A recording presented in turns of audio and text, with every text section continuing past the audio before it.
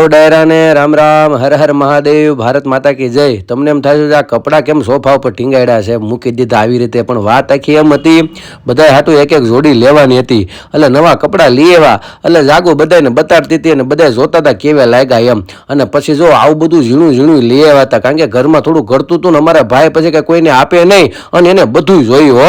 અને વાત આખી એમ નીકળે, આ બધું મૂકવામાં છે ને જૂના ફટાકડા નીકળ્યા. અને અમારા બેન ભાળી ગયા. હવે એ કે પપ્પા ફટાકડા ફોડવા છે, પછી જ કે હુવા જવું છે.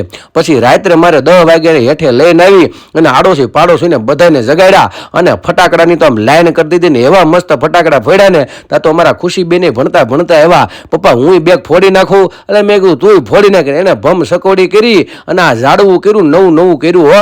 અને પછી રંગોળી મંગોળી બનાવીને જમાવટ કરી નાખ્યું મારા વાલા હો. અને રંગોળી એક નંબર બનાવી, પણ વાર થોડીક લાગી પણ બનાવી નાખી હો. તમને રંગોળી ગમી હોય તો કોમેન્ટમાં લખજો અને આવજો અને સબસ્ક્રાઈબ કરી નાખજો મારા વાલા.